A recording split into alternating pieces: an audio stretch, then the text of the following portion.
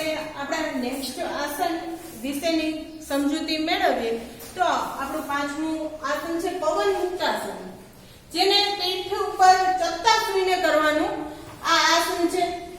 શરીરમાંથી બિનજરૂરી જે વાયુ છે એને દૂર કરવા માટે આસન કરવામાં આવે છે. એની પદ્ધતિ વિશે જોઈએ તો પગને ઘૂંટણમાંથી વાળવાના છે. પહેલા તો પગને ઘૂંટણમાંથી વાળો અને બંને એડી જે છે એને નિતંબ પાસે અને ઘૂંટણોને આકાશની દિશામાં રાખો. નિતંબ પાસે બંને પગની જે ઘૂંટણો છે એને આકાશની તરફ રાખવાના છે અને એડી અને નિતંબ પાસે રાખવાની, ટેકવવાની છે. ત્યાર પછી બીજો પોઈન્ટ શું છે તો કે રેચક કરતા કરતા ઘૂંટણોને છાતીની પાસે લાવો અને હાથની મદદથી દબાવો. રેચક કરવો એટલે શું? શ્વાસને ફેફસામાંથી બહાર કાઢતા શ્વાસને ફેફસામાંથી બહાર કાઢતા ઘૂંટણોને છાતીની પાસે લાવો અને હાથની મદદથી દબાવવાના છે. ત્યાર પછી થર્ડ પોઈન્ટ છે ધડ અને મસ્તકને ઉઠાવીને દાઢીને ઘૂંટણોની વચ્ચે સ્થાપો. બરાબર? એ આપણે જ્યારે પ્રેક્ટિકલ કરશું ત્યારે હું તમને એનો વિશેષ કરાવડાવીશ. અત્યારે માત્ર આપણે સમજૂતી મેળવવાનો પ્રયાસ કરીએ, એના ફાયદા વિશે જાણીએ. તો ઘૂંટણોની વચ્ચે સ્થાપો. રેચક કર્યા બાદ બાહ્ય કુંભક કરો. તો બાહ્ય કુંભક એટલે શું થાય તો કે શ્વાસને શરીરની બહાર રોકી રાખવાનો. શું કરવાનું છે કે ધડ અને મસ્તકને ઉઠાવીને દાઢીને ઘૂંટણોની વચ્ચે સ્થાપવાની છે એટલે મૂકવાની છે. રેચક કર્યા બાદ બાહ્ય કુંભક કરો. તો એને લખી બાહ્ય કુંભક એટલે શું થાય તો કે શ્વાસને શરીરની બહાર રોકી રાખો, એને બાહ્ય કુંભક કહેવાય છે. ત્યાર પછીનો ચોથો પોઈન્ટ છે એડીઓ નિતંબ સાથે અડકેલી રહેવી જોઈએ. એડી જે છે એ નિતંબ સાથે અડકેલી હોવી જોઈએ અને તમારા ઘૂંટણ છે એ છાતી સાથે અડેલા હોવા જોઈએ અને ઘૂંટણને એકદમ દાબીને પકડી લેવાના છે અને મોઢું છે તમારું એની વચ્ચે આવવું જોઈએ તથા જાંઘથી પેટ પર દબાણ આપવું જોઈએ.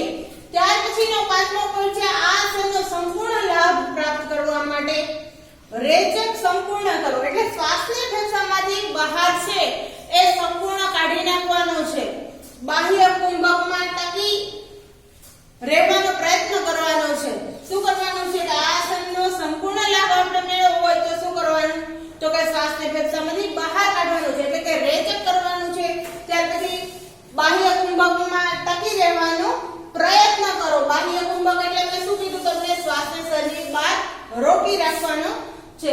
ત્યાર પછીનો છઠ્ઠો પોઈન્ટ શું છે તો કે ધીમે ધીમે મૂળ સ્થિતિમાં પરત ફરો. આ રીતે આપણે ધીમે ધીમે સેટ વધારતા જવાના છે. તો આ આપણે માહિતી મેળવી પવન મુક્તાસન એની પદ્ધતિ વિશે આપણે અભ્યાસ કર્યો. ત્યારબાદ આપણે હવે ધ્યાનમાં રાખવાના મુદ્દા જોઈએ કે શું ધ્યાનમાં રાખવું જોઈએ પવન મુક્તાસન કરતી વખતે.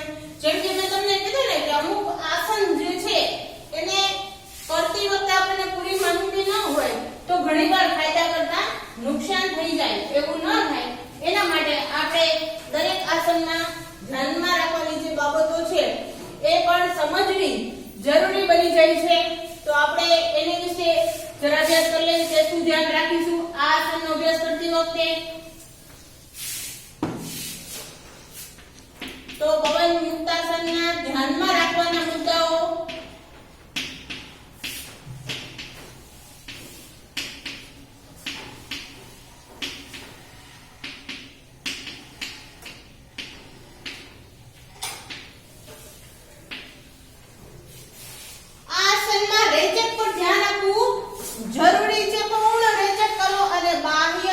કુંભક પણ કરો. આ આસનમાં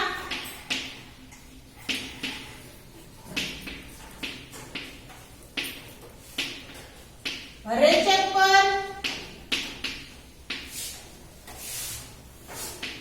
ધ્યાન આપવું જરૂરી છે.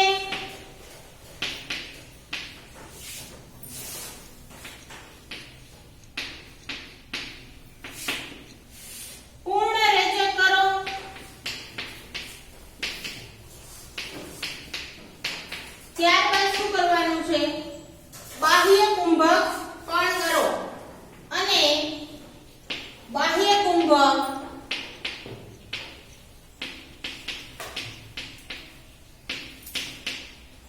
પણ કરો. હર્નિયા ત્યાર પછીનો બીજો આપણો પોઈન્ટ છે કે હર્નિયા સાયટિકા તીવ્ર કમર દર્દ પેટની ઈજા વખતે આ આસન ન કરવું. જેને હર્નિયાની પ્રોબ્લેમ હોય, કમરનો દુખાવો હોય, એ લોકોએ આ આસન કરવાનું નથી. હર્નિયા, પેટનો દુખાવો, કમર દર્દ, સાયટિકા,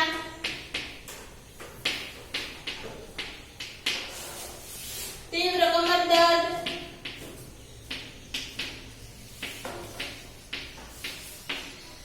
પેટની ઈજા વખતે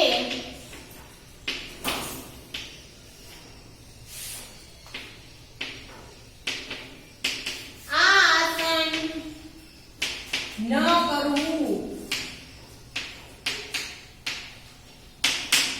ઘણાને કાયમી કમર દુખતી હોય, તીવ્ર કમરનો દુખાવો હોય, તો એવી ઉંમરવાળા વ્યક્તિઓ છે એને આ આસન ન કરવું જોઈએ. હર્નિયાથી પીડાતા, સાયટિકાથી પીડાતા લોકો, તીવ્ર કમર દર્દ, પેટની ઈજા, આ બધા આવી બધી તકલીફો હોય તો એને આ આસન ન કરવું જોઈએ. આ બાબતોને ખાસ ધ્યાનમાં રાખવાની છે. ત્યાર પછી આપણે એના ફાયદા વિશે કરીએ તો મળાવરોગ અને ગેસ દૂર થાય છે. આપણે પહેલા જ પોઈન્ટમાં ભણે ને કે શરીરમાંથી જે બિનજરૂરી વાયુને દૂર કરે, જો લખેલું છે. એટલે જે ગેસની પ્રોબ્લેમ હોય એ આ આસનનો રેગ્યુલર અભ્યાસ કરવાથી દૂર થાય છે. મળાવરોગ ધ્યાનમાં રાખવાની બાબતો વિશે આપણે અભ્યાસ કરી ગયા. હવે એના ફાયદા વિશે જોઈ લઈએ કે ભાઈ આ કરવાથી ફાયદા શું થાય છે આપણને. તો એનો પ્રથમ પોઈન્ટ છે મળાવરોગ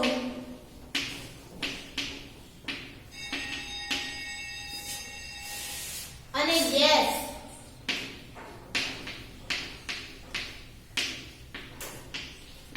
દૂર થાય છે. ત્યાર પછીનો સેકન્ડ પોઈન્ટ છે પાચન અવયવોની ક્ષતિઓને દૂર કરે છે તથા તેમની કાર્યક્ષમતા છે એ વધારે છે.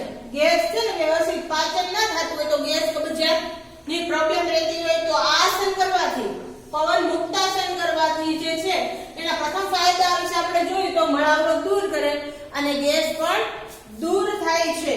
એટલે પાચન અવયવોની ક્ષતિ જે છે, પાચન અવયવોની ક્ષતિ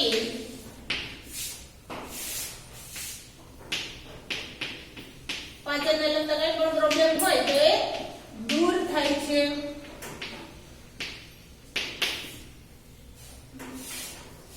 તથા તેમની કાર્યક્ષમતા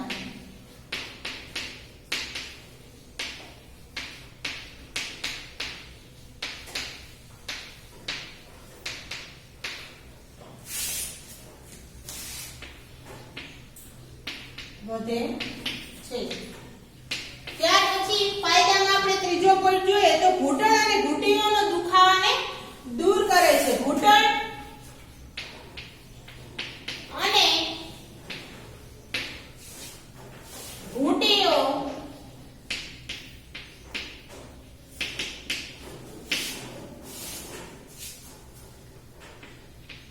દુખાવાને દૂર કરે છે. આ ત્રીજો ફાયદો છે. ત્યાર પછી કમર અને પીઠનો દુખાવો દૂર થાય છે. કમર અને પીઠનો દુખાવો દૂર થાય છે. આનો ચોથો લાભ પછી પાંચમો છે પેટ ઉપરની જે ચરબી છે એને દૂર કરે છે. પેટ ઉપરની ચરબીને દૂર કરે છે. તો આ જે છે પવન મુક્તાસનના ફાયદા છે. એમાં પ્રથમ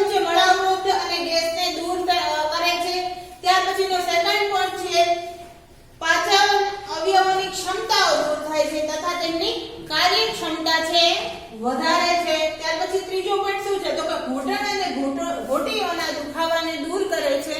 ત્યાર પછીનો ચોથો પોઈન્ટ છે કમર અને પીઠનો દુખાવો દૂર થાય છે અને પેટ પરની ચરબી જે છે એને દૂર કરે છે.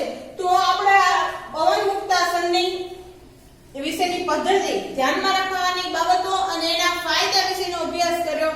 ત્યારબાદ છે સેતુકાસન. ત્યાર પછીનું નેક્સ્ટ આસન છે તમારું સેતુકાસન. તો સેતુકાસન વિશે માહિતી આપણે મેળવીએ.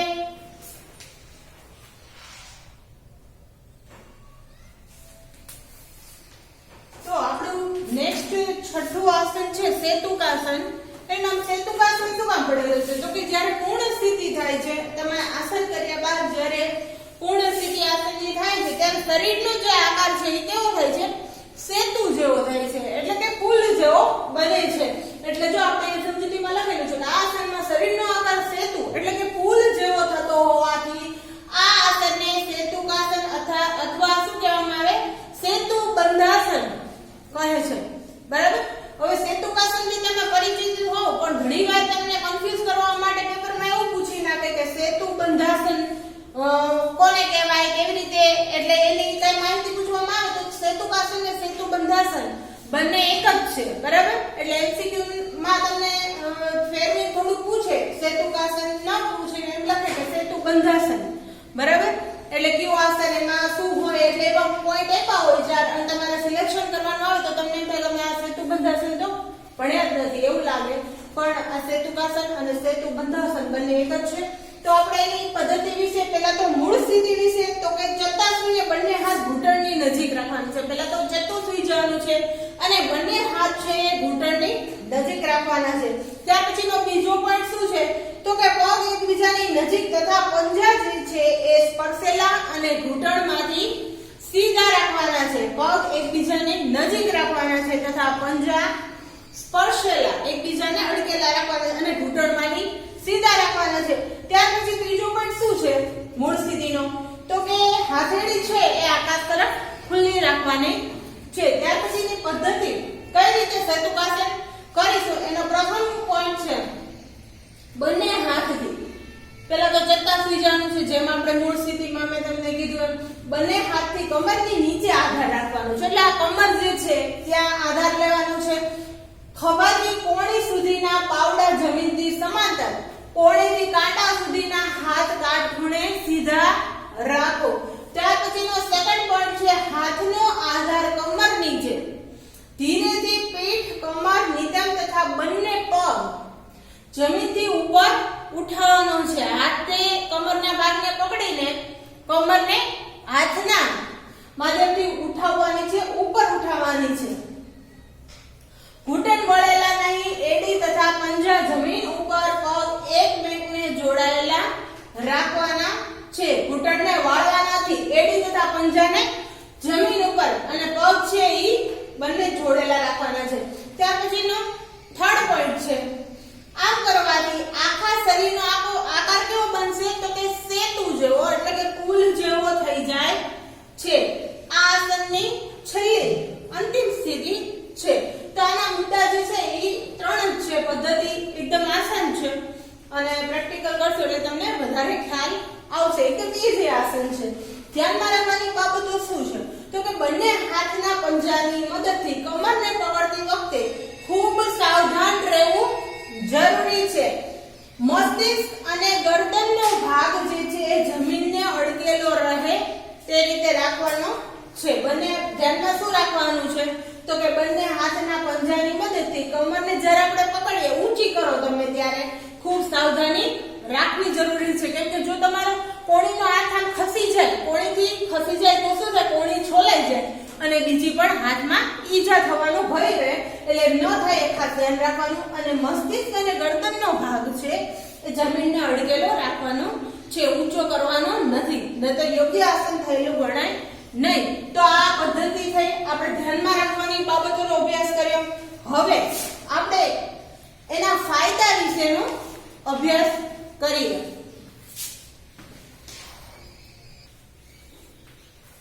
તો આપણે હવે સેતુકાસન છે એના પદ્ધતિ વિશેની માહિતી મેળવી. ધ્યાનમાં રાખવાના મુદ્દાઓ જોયા. ત્યારબાદ આપણે હવે એના ફાયદા વિશેનો અભ્યાસ કરીએ. તો સેતુકાસન છે, આ આસનના ફાયદા શું છે? તો કે અભ્યાસથી ખભાના હાડકાના જોડાણો છે, જોઈન્ટ્સ છે, એ કોણીના હાડકા તથા કાંડાના હાડકાના જોડાણો, આંગળાઓ, આખીય કરોડ, કમરના થાપાના જે હાડકા છે એ ઘૂંટણ તથા ઘૂંટી વગેરેના હાડકાઓને વ્યાયામ મળે છે. આટલો ફાયદો થાય સેતુકાસન કરવાથી. ફરીવાર આપણે એનો ફાયદો જોઈએ તો કે આ આસનના અભ્યાસ કરવાથી ખભાના હાડકાના જોડાણો, કોણીના હાડકાના જે જોડાણો અને કાંડાના હાડકાના જોડાણો, આંગળાઓ, આખીય કરોડ જે પીઠમાં કરોડરજ્જુ છે એ કમરના થાપાના હાડકા, ઘૂંટણ તથા ઘૂંટી વગેરેના હાડકાઓને વ્યાયામ મળે છે. તો આટલો આપણે સેતુકાસનનો અભ્યાસ કર્યો. ત્યારબાદ હવે આપણું નેક્સ્ટ આસન છે નૌકાસન. તો આપણે નૌકાસન વિશેની સમજૂતી થોડી મેળવી લઈએ. તો આ ફાયદા છે એ તમે લખી નાખજો આટલું.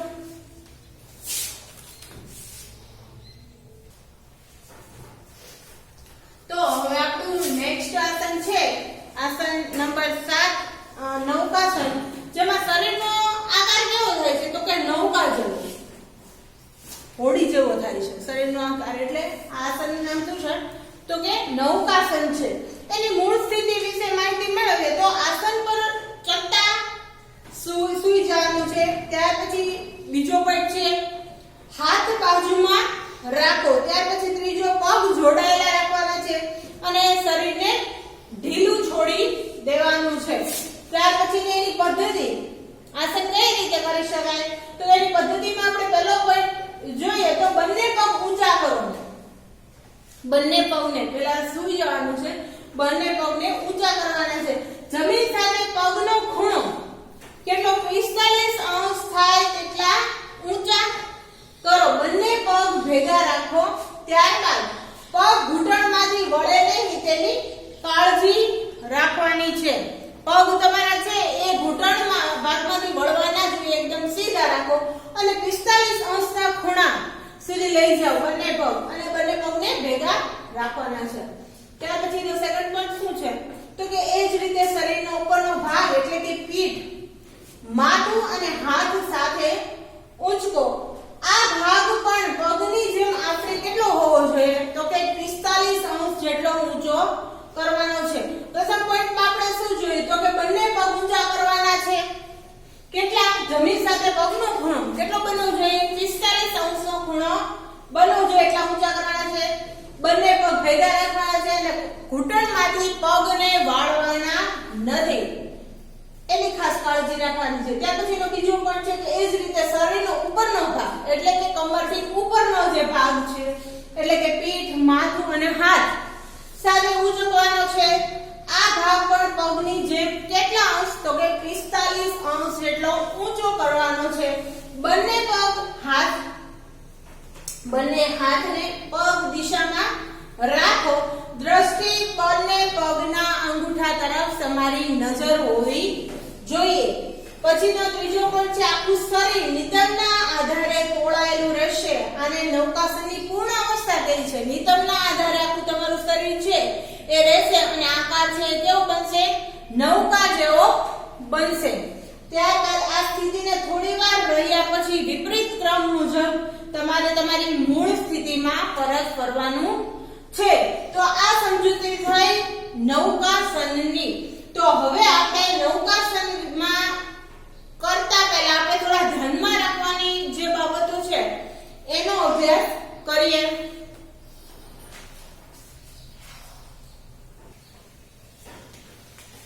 તો આપણે નૌકાસનના પદ્ધતિ વિશેનો અભ્યાસ કર્યો, નૌકાસનની પદ્ધતિ, મૂળ સ્થિતિ વિશેનો અભ્યાસ કર્યો. ત્યારબાદ આપણે ધ્યાનમાં રાખવાની બાબતો છે એ ખાસ સમજવી જરૂરી છે. તો નૌકાસન કરતી વખતે કઈ બાબતો ધ્યાન રાખશો? તો કે શરીરના ભાગ ઉપર ઉચકતી વખતે જ્યારે શરીરના ભાગને તમે ઉપરની તરફ ઉચકો છો તો આંચકા મારવાના નથી. ત્યાર પછીનો સેકન્ડ પોઈન્ટ છે આસન ધારણ કરતી વખતે શરીર ધ્રુજે નહીં તેની કાળજી રાખવી. આ જે બે પોઈન્ટ છે એ તમારે ક્યારે થાય? જ્યારે તમે શરૂઆતમાં આનો અભ્યાસ કરતા હોય નૌકાસનનો, ત્યારે આ વસ્તુ થાય. પછી જેમ જેમ ધીમે ધીમે આવે નહીં, તમારે પછી તો તમને એની પ્રેક્ટિસ પડી ગઈ હોય માટે. ત્યાર પછીનો થર્ડ પોઈન્ટ છે પ્રારંભમાં આસન થોડી સેકન્ડ માટે જ કરવાનું છે.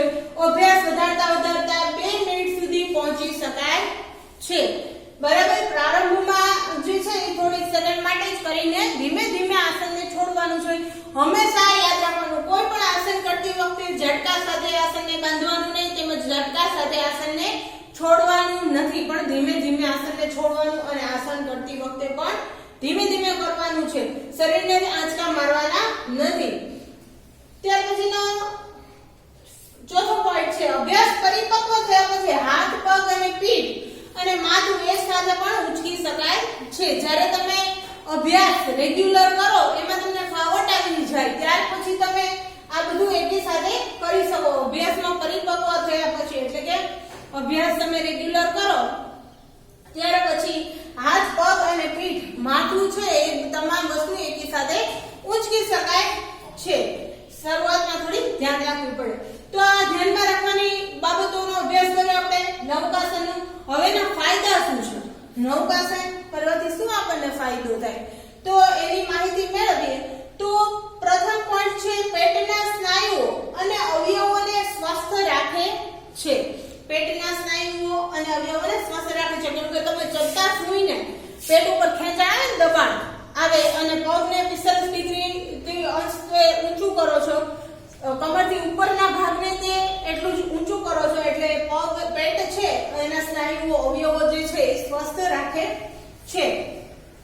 ત્યાર પછીનું સેકન્ડ પોઈન્ટ છે શરીરની સમતુલા ક્ષમતા જે છે એને વધારે છે. ત્યાર પછી થર્ડ પોઈન્ટ છે પેટ અને નિતંબની ચરબીને ઘટાડે છે. પેટની ચરબી જે હોય, ફ્લેટ બેલી કરવી હોય, પેટને સપાટ કરવું હોય તો આસન છે એ ઉપયોગી છે. પેટ અને નિતંબની જે ચરબી છે એને ઘટાડે છે. ત્યાર પછી ફોર્થ પોઈન્ટ છે શરીરને દ્રઢતા અને સ્થિરતા આપે છે.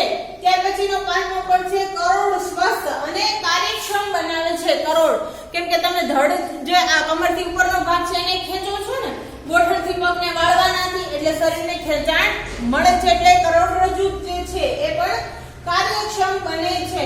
તો આટલા સરસ એના ફાયદા છે. આપણે જીવનમાં મેં તમને અગાઉ પણ કીધું શરૂઆતમાં આસનની શરૂઆત કરી, આસન, પ્રાણાયામ, યોગ, ત્યારે જ મેં તમને કીધું હતું કે જીવનમાં રોજ આપણે આસન છે, પ્રાણાયામ છે, યોગને અપનાવવો જોઈએ. કેમ કે આપણી સ્વાસ્થ્યની સુખાકારી જો આપણે ઈચ્છતા હોઈએ તો આસન છે એ જીવનમાં રેગ્યુલર અભ્યાસ કરવો જે છે એ જરૂરી છે. તો આપણે અહીંયા સુધી આજે અટકીએ છીએ. નેક્સ્ટ લેક્ચરમાં આપણે ચક્રાસન, ભુજંગાસન અને પછીના આગળના જે આસનો છે એની વિશેની સમજૂતી, એના ફાયદા વિશેનો આપણે અભ્યાસ કરીશું. તો આજે અહીંયા સુધી અટકીએ. નેક્સ્ટ લેક્ચરમાં ફરીવાર મળશું. ત્યાં સુધી આવજો.